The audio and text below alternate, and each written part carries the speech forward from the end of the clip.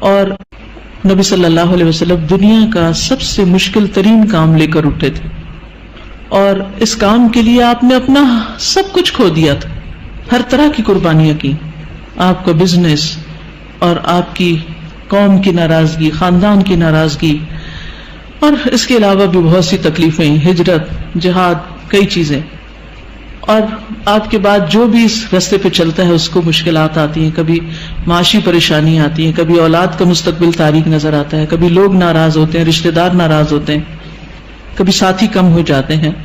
ایسی صورت میں انسان کو کبھی بھی گھبرانا نہیں چاہیے۔ یہاں نبی صلی اللہ علیہ وسلم کو تسلی دی جا رہی کہ ہم نے آپ کو کوثر عطا کی ہے، لہٰذا آپ شکرانہ ادا کیجئے، نماز پڑھیے، قربانی کیجئے، آپ کا جو دشمن آپ کے خلاف ہے وہ آپ کا کچھ نہیں بگاڑ سکتا۔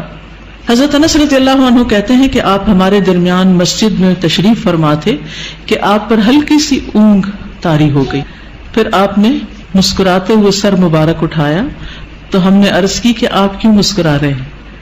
آپ نے فرمایا انزلت علی آنفا سورۃ، میرے اوپر ابھی ابھی ایک سورت نازل ہوئی ہے۔ پھر آپ نے بسم اللہ پڑھ کر سورت سنائی، اور سورت سنا کر فرمایا اتدرون ما الکوثر، یعنی تلاوت بھی سنا دی اور پھر وضاحت بھی ساتھ ہی کر رہے ہیں، تعلیم دے رہے ہیں، کیا تمہیں معلوم ہے کوثر کیا ہے؟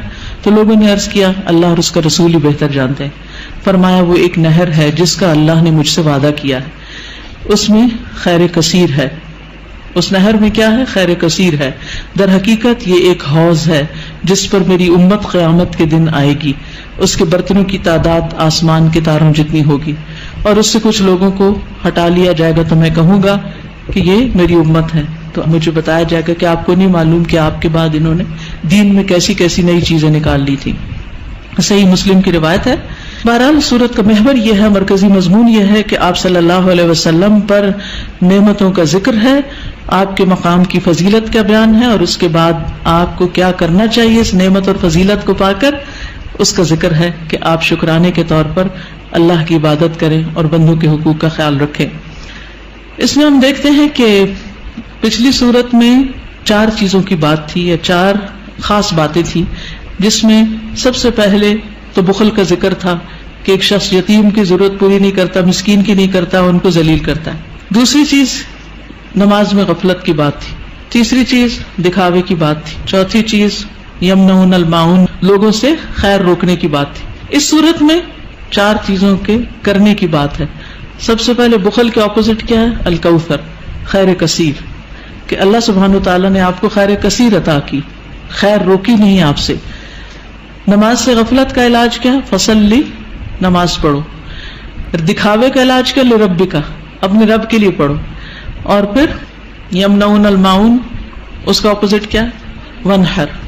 جو شخص یہ کام کرے، کون کون سے؟ فصلی لربک ونحر، نماز بھی صحیح ادا کرے اور قربانی بھی کرے، صدقہ خیرات بھی کرے، اس کا دشمن سرنگوں ہو جاتا ہے، اس کا دشمن اس پہ غالب نہیں آ سکتا، اس کا دشمن اس کا کچھ بگاڑ نہیں سکتا۔ کبھی بھی آپ کو کسی سے خطرہ ہو، یہ 2 کام شروع کر دے، اللہ آپ کی حفاظت کرے گا۔ مشکلیں آتی اس لیے ہیں تاکہ ہم اپنے آپ کو سیدھا کریں، نمازیں اور اچھی کریں، اور اس کے ساتھ ساتھ بندوں کے حقوق کی طرف توجہ کریں، کہاں کمی ہو رہی، کسی کے ساتھ زیادتی تو نہیں کر رہے۔ تو آپ دیکھیں کہ کیسے مشکلات پر آسان ہوتی۔ آپ کے خلاف بولنے والے اور آپ کے بارے میں باتیں کرنے والے خود ہی خاموش ہو جائیں گے۔ اس صورت کا پس منظر یہ بھی بتایا جاتا ہے کہ جب آپ کے بیٹے قاسم کا انتقال ہوا اور یہ خبر ابو لہب تک پہنچی تو اس نے کیا کہا کہ محمد ابتر ہو گیا، اب ان کا نام نشان مٹ جائے گا، کوئی ان کا نام لینے والا نہیں۔ تو آپ کو تسلی دی جا رہی ہے کہ آپ فکر نہیں کریں، ناکام آپ کا دشمن ہی ہوگا، آپ کو اللہ نے خیر کثیر عطا کر دی۔ تفصیل دیکھتے ہیں۔ انا اعطیناک الکوثر، بے شک ہم نے عطا کی آپ کو الکوثر۔ انا سے مراد اللہ سبحانہ وتعالی، اعطینا ہم نے آپ کو عطا کی۔ عطا کیا ہوتی؟ جس کا بدلہ نہیں چاہیے، ٹھیک ہے۔ الکوثر، کوثر، الکوثر جو ہے یہ جیسے میں نے پہلے بھی عرض کیا، ایک ہے خیر کثیر، کثرت سے خیر عطا کی، بہت زیادہ بھلائی، بہت نعمتیں آپ کو عطا کی، اور انہی میں سے ایک نعمت نہر کوثر ہے یا حوض کوثر ہے۔ بعض کے خیال میں ایک ہی چیز ہے، بعض کے خیال میں دو ہیں. نہر جنت میں ہے، حوض عرصات یوم القیامہ میں ہے، یعنی حشر کے میدان میں ہے. اور نہر کوثر سے پانی آ رہا ہے کس میں؟ حوض میں.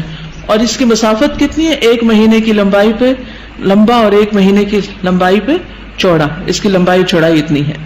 اور جو نہر کوثر ہے جنت کی نہر، اس کے دونوں کنارے سونے کے ہیں، موتیوں اور یاقوت کا فرش بچھا ہے، مٹی کستوری سے زیادہ خوشبودار، پانی شہد سے میٹھا ہے، دودھ سے زیادہ سفید، مکھن سے زیادہ نرم، برف سے زیادہ ٹھنڈا. دنیا میں جو آپ کو بہت ہی پسند ہے اس کی کچھ مشابہت نظر آتی ہے. اور حوض کوثر جو ہے میدان حشر میں، اس کے کناروں پر کیا ہے؟ پیالے ہیں. کتنے؟ ستاروں کی تعداد میں.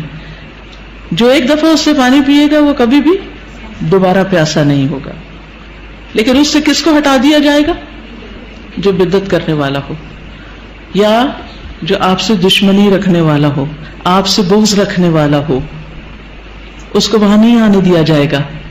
یا جو آپ کے دین سے بغض رکھنے والا ہو، نماز سے نفرت ہے، صدقہ خیرات سے، دین کا ہر کام میں مصیبت لگتا ہے. ایک یہ ہے کہ بوجھل ہونا، اچھا آپ سو کے اٹھے ہیں تو آپ کو بوجھل لگ رہا ہے نماز پڑھنا، وہ ایک فطری سی بات ہے، آپ تھکے ہوئے ہیں یا نیند میں ہیں.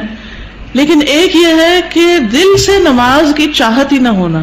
نبی صلی اللہ علیہ وسلم فرمایا کہ نماز میری آنکھوں کی ٹھنڈک ہے. ہمارے نزدیک نماز کا مقام کیا؟ ہم میں سے ہر ایک کو سوچنا چاہیے میری زندگی میں نماز کا مقام کیا؟ مجھے نماز سے کتنی محبت اور چاہت ہے، کتنے شوق سے میں اس کی طرف جاتی ہوں، یا نماز بس خانہ پوری کی حد تک پڑھتی؟ کیونکہ یہ ہماری ایمان کا امتحان ہے. اس میں بہرحال یاد رکھیے، جس نے آپ صلی اللہ علیہ وسلم سے دشمنی رکھی، جس نے آپ سے بغض رکھا، جس نے آپ کی شریعت سے بغض رکھا، اس کے لیے پھر کوئی خیر نہیں، کوئی برکت نہیں، وہ حوض کوثر پر نہیں آ سکے گا.